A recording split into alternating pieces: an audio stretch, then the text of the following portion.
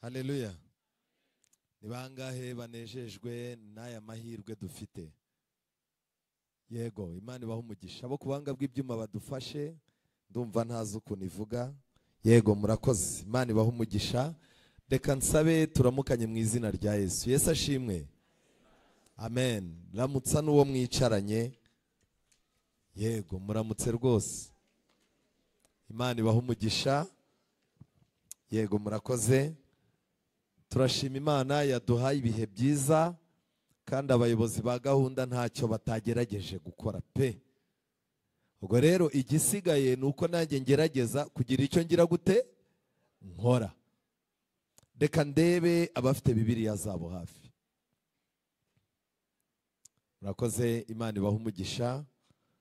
Bitewe nuko dufite igitaramo cyiza mu kanya kandi nkaza kuba mfite umwanya wisanzuye, munyemerere two kugira ikindi tuvuga uretse gushimira abana b'Imana banesheje mu mutima bakabyarwa ubwa kabiri no gushimira abavandimwe babaherekeje. Kavuga ati nubwo ntari umudiva ariko ndaguherekeje, ntago nakubuza gusanga Imana. Imana ibaho umugisha abo bantu bose turi kumwe nabo hano. Mureke dusenge.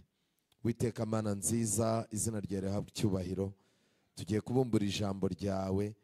Ibyiriwe bibera hano byari bigaragaza yuko umusaraba w'i Karuvari ukirimo kubyara umusaruro, kandi n'ibyo tugiye kuvuga n'ibyerekana kuri Imana ifite imbaraga. Uduhe kugira ngo umwanya muto tugiye gukoresha ugire icyo umarira imitima yacu, kandi mu mitima y'abana bawe uze utere kashe yo kwemerwa mu mitima yabo. Tubisabye twizeye mu izina rya Yesu, amen. Uko bigenda mu minota isoza isiganwa, ngiki cyigisho tugiye kwiga mu minota isoza iki isiganwa. Uko bigenda, Bibiliya itubwira byinshi.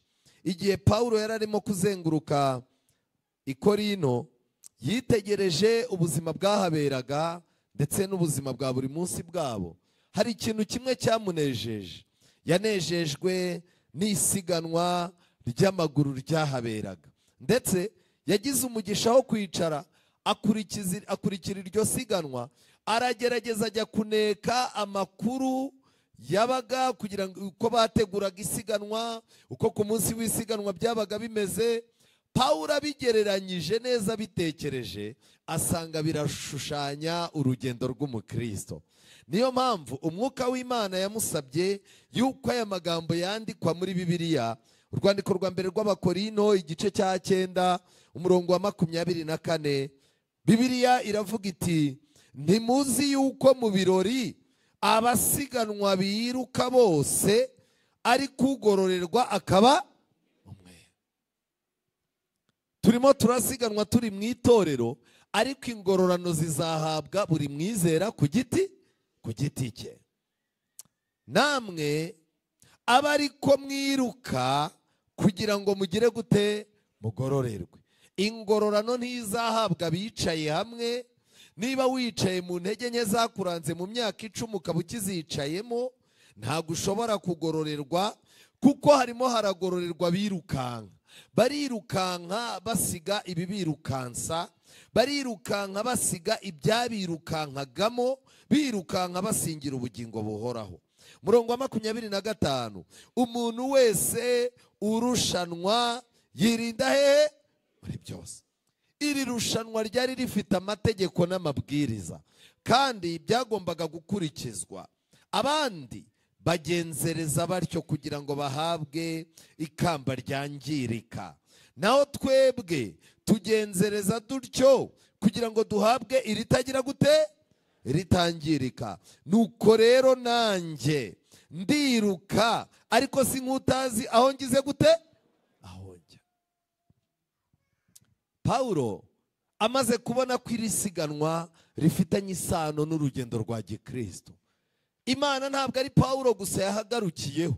Imana yegereye umuhanuzi wayo, yandika mu gitabo cyitwa Ibyakozwe n'Intumwa, igitabo cy'umwuka w'abahanuzi cy'Ibyakozwe n'Intumwa, ndetse n'icyigisho cya 30 yandikamo uburyo iri siganwa ryategurwaga, kandi uko bateguraga iri siganwa kugira ngo bazatsinde byerekana neza uburyo dukeneye kwitegura isiganwa kugira ngo tuzabashe kunesha mu minota ya nyuma isoza isiganwa. Iri rushanwa ryabaga rifite amabwiriza. Kwica ihame rimwe, itegeko rimwe, byatumaga ubura ibihembo. Ni nako n'uru rugendo turimo, kwirengagiza ihame rimwe ry'ibyanditswe byera bishobora kugukuza ku rutonde rw'abazagororerwa. Icya kabiri, kugira ngo ujye muri iri rushanwa byasabaga kubanza kwiyandikisha izina. Ibi ngibi iyo wamaraga kubikora nibwo watangiraga kwitoza. Bantu b'Imana, nagira ngo mbabwire ikintu gikomeye. Ni byiza twanditswe mu bitabo by'itorero hano, ibitabo by'ibyiciro, ariko nagira ngo mbabwire ngo ibintu byose wakora izina ryawe ritanditswe mu gitabo cy'ubugingo, waba urimo kuvunikira ubusa. Gutwarwa n'ipfa, ibyakwangiza umubiri, ibyo kwinezeza, umuntu yarabirekaga kugira ngo atangire gutoza umubiri n'ubwenge n'umutima gusiganwa. Mu magambo make, ibyo urya, ibyo unywa, ukubayeho bifitanye isano no kunesha, gutsinda isiganwa cyangwa kugira gute kuritsindwa. Byabaga ari ikosa kwibwira yuko ku munota wa nyuma uzishakamo imbaraga ukazibona. Oya, ahubwo watozaga umubiri. Ndetse Pawulo yaravuze ngo umubiri wanjye ngukoresha iki? Uburetwa. Watozaga umubiri, ugatoza ingingo zawe n'imitsi n'imihore yawe kwirukanka. Hari abantu benshi ku munota wa nyuma bazabwira ikibuno ngo ntikibaha amaguru kandi bidashoboka. Kibuno ma amaguru ni terime bakoreshaga. Hari ukuntu umuntu mu isiganwa yiruka, wajya ko ukabona isiganwa rigiye gusoza, wajya ko ukabona umuntu ugiye kugutwara igikombe muraringaniye, ugakoresha imbaraga zose bikanga, warangiza ukagera ukabwira ikibuno uti wambabariye amaguru ntuyafate.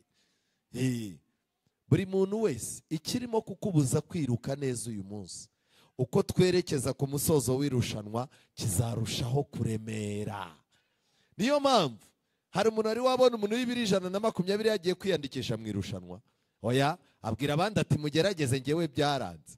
Ndashaka kubabwira yuko abantu bafite ibintu bibaremereye, abantu ubuzima bwabo bwamaze kuremererwa n'ibinure, ntibashobora kwiruka muri iri siganwa risoza. Kandi muri iri rushanwa abantu bateguraga imbaraga, bakitegura, bakitoza ku muvuduko wo hejuru, barangiza bakerekeza ku ntego. Buri mwanya yakundaga gutekereza ku ntego zirimo kumwirukanza. Mu magambo make, niba ushaka kugubwa neza n'inzu y'Imana, urasabwa kuba buri mwanya uzirikana uko waje, impamvu yakuzanye n'icyo waje uje gushaka. Ibyo bintu bigomba gukomeza kuzenguruka mu bwonko bwawe. Bitari ibyo uzibagirwa icyakuzanye, wibagirwe isiganwa wari urimo. Buri mwanya rero iyo yajyaga ku meza abandi bakajya kurya ibintu, yaravugaga ati bimwe mubiretse, ngewe ndi mu isiganwa, ntago n'ibyo ibyo mwe mugira gute murya, mfite impamvu ingenza. Nshuti zanjye, abantu iri siganwa bamaze kwitegura isiganwa ku munsi waryo, batangiriraga rimwe, kandi gutangira rimwe byari bifite icyo bisobanura. Bantu mwabatijwe, ntihazagire umuntu ugukanga ngo amaze imyaka myinshi mu itorero. Twese dutangirira muri Yorodani. Mureba, nanjye naje nje kubatizwa kuri no Yorodani, nari mpahagaze, abantu bavuga batari kuyazara amamora. Ariko iminsi umuntu azamara i Yerusalemu, Imana niyigena, ntihakagira umuntu ugukanga. Batangiriraga rimwe, ntawe usumbye undi ntambwe. Hari abantu bavuka bafite intambwe basumbyaho abandi. Nge navutse mu rugo rwo kwa pasiteri wacu n'abadive. Iyo aba yumva ari intambwe, ariko muri iri siganwa iyo ntambwe nta kigize gute, nta kivuze. Uzaseka neza n'uzaseka nyuma. Iri rushanwa habaga hari abantu babahanze amaso. Kubw'ibyo rero byabongeraga morale. Muzarebe irushanwa ry'amagare ryararangiye mu minsi ishize. Iyo babonaga ahantu hari agasozi, bafataga abaturage bakababwira bati abariho mujya gufanira. Wajya kuntu ukabona umukecuru arimo arakubwira ati kuraje, kuraje. umuzungu yareba umukecuru n'icyo arimo kuvuga ntacyo azi, umuzungu akongera akabaraga. Abanyarwanda ari aho bageze ukabona bari buba banyuma, ariko hanze akavuga ati aba bantu bose bari ku muhanda koko tuburemo n'umwe. Umwe akabwira undi ati kuraje jya imbere, byibuze tugire umwe uza gutuma tudaseba. Ariko nagira ngo mbabaze, muri iri siganwa ko dufite abakunzi n'abashinyaguzi, uri iki? Umuntu w'umuhanga mu isiganwa iyo ageze ahantu akahasanga abashinyaguzi bamwanga, ayo majwi yaba yifashisha kuyubakiraho icyizere, avuga ati namwe mu kanya muri bubone ko mfite imbaraga z'imbere. Iyo uri mu isiganwa wishakamo imbaraga z'imbere kurusha imbaraga ziri inyuma. None ngo abantu barakwanga, ngo barakuvuze, hagarika isiganwa nyine biragucanze. Mu isiganwa umuntu afashwa iyo imbaraga z'inyuma zibuze, ukomezwa n'imbaraga zirimo imbere. Muri iri rushanwa kandi aho batangiriraga n'aho basorezaga habaga hicaye abantu bashinzwe kumenya uwatsinze by'ukuri. Kubera iki? Hari abantu bashoboraga kuba batubuzi mu isiganwa, ntatangire agashaka kugira gute gusoza. Ubu dufite abantu bicaye mu idini bashaka kuzasoza kandi bataratangiye. Ariko mbabwire bantu b'Imana, dufite n'abandi batangiye neza bagiye gusoza nabi. Ayo ni amatsinda abiri y'abanyabibazo yicaye muri uru rusengero. Abantu bigeze kubana n'Imana, bubakisha insengero, batanga amafaranga baritanga, abandi baraburaye bakaza baherekeza ababwiriza, abandi baravunitse baba badiyakoni bikorera intebe imyaka irashira. Ariko bashaje nabi, bashaje Satani abakura mu nzu y'Imana. Satani yarabahagije icyubahiro n'igitinyiro n'umugisha Imana yari yarabambitse, nibyo bintu bya mbere Satani yabatse. Murahura ukabona ni umunyakigali aho kuba umuturajuru. Abagiye gusoza nabi. Mu bintu mugomba kwitondera, turi mu minota isoza isiganwa, ni mwitonde. Nshuti zanjye, babaga bicaye aho ngo bamenye ko umuntu yatangiye neza cyangwa asoje neza. Kuhagera muri stade babaga barimo gutangiremo ibihembo. Iyo stade wayigeraga muri uwa mbere wisha amabwiriza y'isiganwa, wabaga urutwa n'uwa nyuma. Umuntu arakurata ngo amazeho imyaka 30 mu itorero ry'abadive. Byakumariye iki ko nta sabato nimwe wari waruhuka, nta gihe cyiza wari wagirira mu itorero ngo ubwire abantu uti iri teraniro nanezerewe? Uhora uri umuntu ugenda ukaza nk'urugi rwizunguza ku mapata. Hama hamwe abantu barimo kuva muri Babuloni bazi ikibazanye, bihane bajye mu byo wize imyaka 30, babyiga imyaka 5, babyara imbuto zo gukiranuka. Ku musozo w'irushanwa nta mikino. Nshuti zanjye, rimwe na rimwe habonekaga bapfa bari hafi kurangiza isiganwa ngo bahembwe.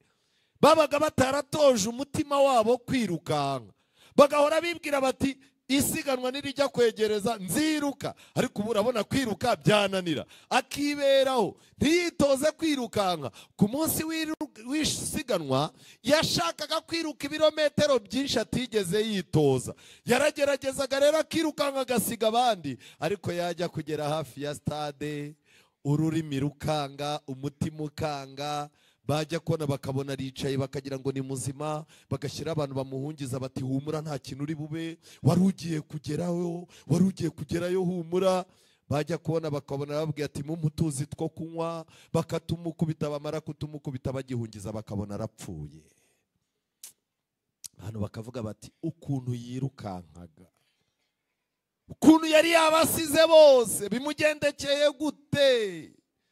Abantu bamuzi babaga bari muri stade bakoma amashyi batamakuru dufite nuko kanaka ari urimo kuba uwa mbere. Bajya kona akabona muri stade hinjiye umurambo. Ariko mwiriwe bantu b'Imana, umuntu watsindaga iri siganwa yahabwaga ibimenyetso bibiri by'intsinzi. Icya mbere yahabwaga ikamba ry'icyubahiro, icya kabiri yahabwaga ishami ry'umukindo ryafatwaga mu kuboko kw'iburyo. Ngibyo ibimenyetso yahabwaga. byari ibimenyetso bisekeje byangirika. Pawulo arangije abwira abantu ati ariko twebwe dufite impamvu zidutera gusiganwa zifatika, kuko tuzahabwa ikamba ritagize gute, ritangirika. Nshuti zanjye, aho turimo kujya ibihe ntago birimo kutwemerera. Tujyane muri Yeremiya igice cya 12. Yeremiya, abasomyi ba Bibiliya, tujyane Yeremiya igice cya 12. Umurongo wa 5, Bibiliya iravuga ngo iki? Niba warasiganwe n'abagenza amaguru bakagusiga unaniwe, wabasha ute gusiganwa n'amafarashi? Kandi naho umerewe neza mu gihugu cy'amahoro, Yorodani niyuzura uzagenza ute? Byatangiye ari isiganwa, birangiye bihindutse ubuhanuzi. Ubu urimo urirukankana n'abasiganwa n'amaguru bagusiga unaniwe, kandi urimo uriyandikisha kuzasiganwa n'abanyamafarashi. Uretse kwiyemera, urumva uzabibasha? Kumvikana n'umuntu wakwambuye udufaranga mu rusengero byabaye ibibazo. Inama y'itorero aguhamagara iti gerageza ubohoke, amafaranga urayafite, turagusabira umugisha, Imana izaguha n'andi. None se ko yabuze ayakwishyura, wamuretse ukabohoka, byibuze nawe akaza mu rusengero akicara. Oya, njyewe nta muntu ujya umpeza, nta muntu ujya umeza, ndababwiza ukuri, azabibona. Ayaya, warangiza bazagutwara imitungo mu karengane, se wemere? Ntago bizabaho. Ubu uyu munsi turacyarimo gusiganwa n'abanyamaguru, turacyarimo kwirukankana, turimo turagundagurana n'ibigeragezo bito bito. Vuba bidatinze hagiye kuza bya nyina. Niyo mpamvu wakagombye gutangira gutekereza ku iherezo ry'urugendo rwawe. Iri siganwa riratangaje cyane. Amagambo akomeye nasomye mu gitabo cya Bibiliya, muri Zaburi, muri Yobu igice cya 22. Nugarukira ishobora byose, n'umurongo wa 23. Nugarukira ishobora byose ugashyira gukiranirwa kure y'urugo rwawe, uzakomera. Amen. Igihe cyose gukiranurwa gushyize kure y'urugo rwawe, Imana iguha isezerano y'uko ugomba gukomera. Bibiliya irakomeza, utubutunzi bwawe mu mukungugu n'izahabu ya Ofiri uyite mu mabuye yo mu masumo, maze ishobora byose izakubera umutunzi. Amen. Ntabwo bivuze ngo ujugunye amafaranga uyapfusha ubusa, oya, ahubwo amafaranga yawe yagumane, ariko confidence amafaranga yaguhaga, izo confidence uzishyire hasi, Yesu aba ari gukubera confidence. Maze ishobora byose izakubera umutunzi n'ifeza y'igiciro cyinshi. Nibwo uzishimira ishobora byose, ukerekeza amaso yawe ku Mana. Imana uzayisaba nayo izakumvira, kandi uzahigura imihigo yawe. Uzagira icyo ugambirira kikubera uko ugize gute ushaka, kandi umucyo uzamurikira inzira zawe neza. Imana yiteguye kubimuha. Amagambo nashakaga rero, bitewe nuko mu rugendo hatajya haburamo abanyabibazo. Mwisiganwa, iyo umuntu amaze kuvumbura ko atari bubu wa mbere, ntabe uwa 10, ntabe n'uwa 20, akavumbura yuko ntacyo aramira n'ubundi n'igikombe ntacyo akibonye, agenda inyuma y'abantu abatega. Wajya kumva araguteza uraguye, mukagwa muri nka 20. Mwarabibonye mu magare, umuntu akicara akavuga ati n'ubundi ntacyo ndamira, kama mbaye. Wajya kubona ukabona igare ararikubise ararihindukije, ukajya kubona ukabona abanyegare nka 80 bose bagize gute, baraguye bagacumbagira. Arangiza ati ntacyo, icyo nashakaga ngize gute. Hano hari abantu bamaze gufata umwanzuro wo kwisiganwa ribananiye, icyo basigaranye ni ukwanduranya gusa. Kwanduranya kuri pasiteri, ku mukuru w'itorero, mu gihande, kwanduranya ku mugabo n'umugore. Kuhora wanduranya utegereje umuntu uzikoma, ugacika kugusenga uvuga ngo bagize gute, barangushije. Buriya mu makorari naho babamo, agahora yiyenza, akaza repetisiyo yatinze, korari bamubwira inifomu akaza atayambaye, bavuga amafaranga y'imyenda kanga kuyatanga, arimo kuvuga ati hazagira unsohora, ubu nicyo nkeneye, ntegereje kuzareba umbwira ngo ningire gute. Mwisiganwa niba ryakunaniye uratega abantu iki, waretse abantu bakikomereza. Ariko nuramuka uhuye n'icyo kibazo, 29 igice cya 23 Yobu, nibakusha uzavuga uti hariho ikimbyutsa, kandi uwicisha bugufi Imana izagira gute? Izamukiza. Wowe ufite iki kikubyutsa? Bijya bibaho ngombwa ko abantu bashobora kukugambanira, isi ishobora kukugusha, ubuzima bushobora kukugusha, ndetse n'abantu bitwa abantu b'Imana bashobora kukugusha. Inyigisho ishobora kuza abantu bakayijyamo bagira ngo ni Imana iyohereje, bikarangira igushije abantu. Ariko nagira ngo mbabwire, uzagwe ariko ufite ikigira gute? Kikubyutsa. Ni igiki wowe witeguye kizakubyutsa? Isiganwa ryabaga rikomeye cyane. Pawulo azamukiye kuri ibi ngibi yagiye agaragaza yuko ashimira Imana ko Imana yamurinze.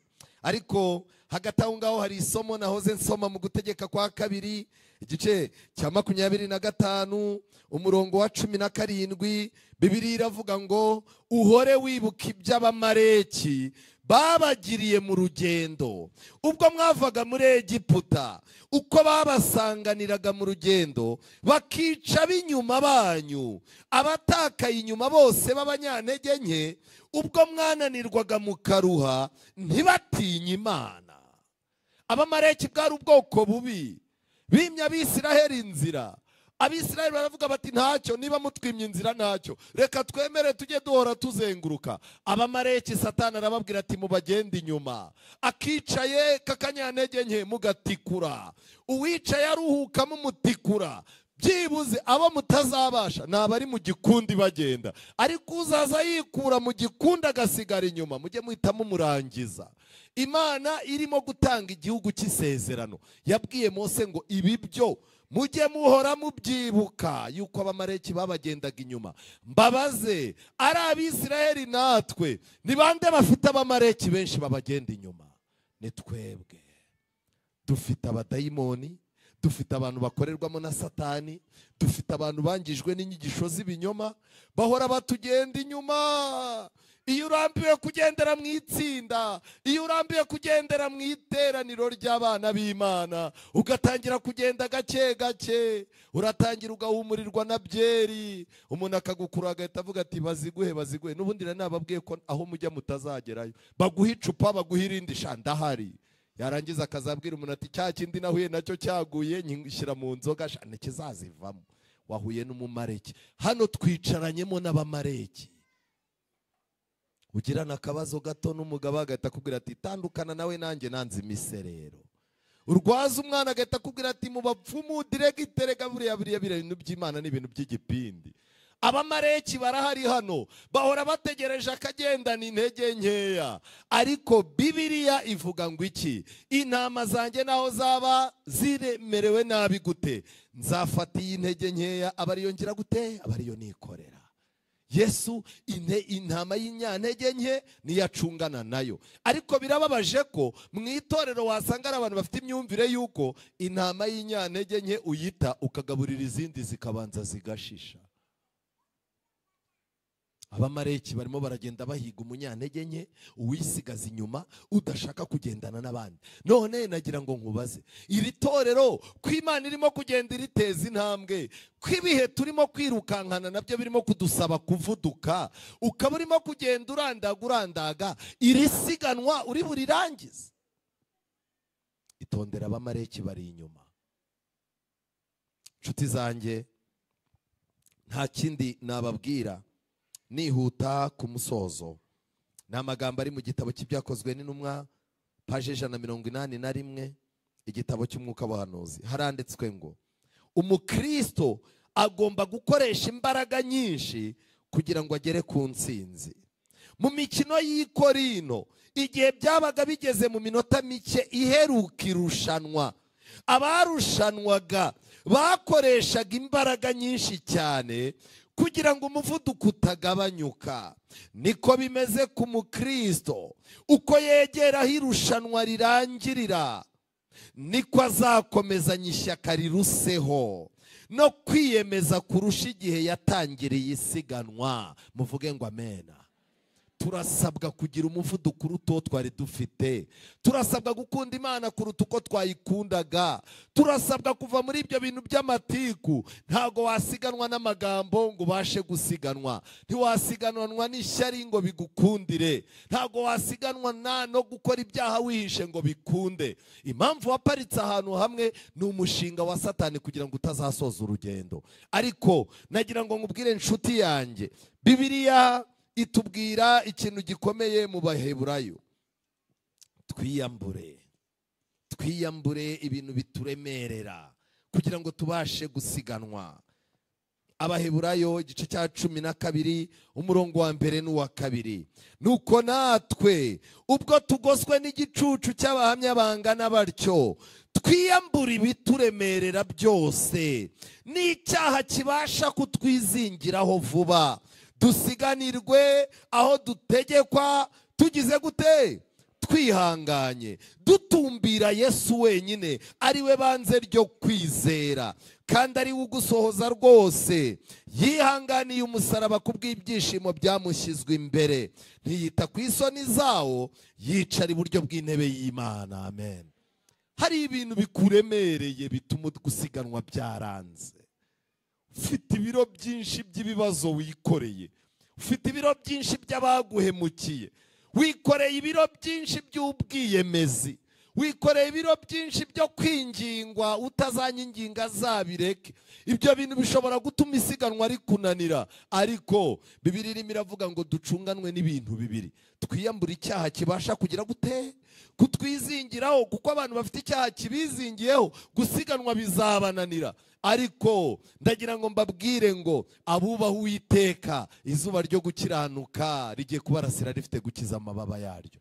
Muri uyu mwanya bishoboka ko wari warahagaritse isiganwa, bishoboka ko hari umuntu waguteze uragwa, urangije aho kugira ngo uvuge ngo hari ikimbyutsa wijundika abantu. Bishoboka ko isi yakugushije, bishoboka ko ubuzima bwaguhindukiye umushari, burasharira birangira uguye. Ariko Imana yarakurinze, ntiwabaye umurambo mu nzira, ahubwo urahagaze uricaye. Ndagira ngo ngusabe uyu munsi, haguruka ukomeze urugendo.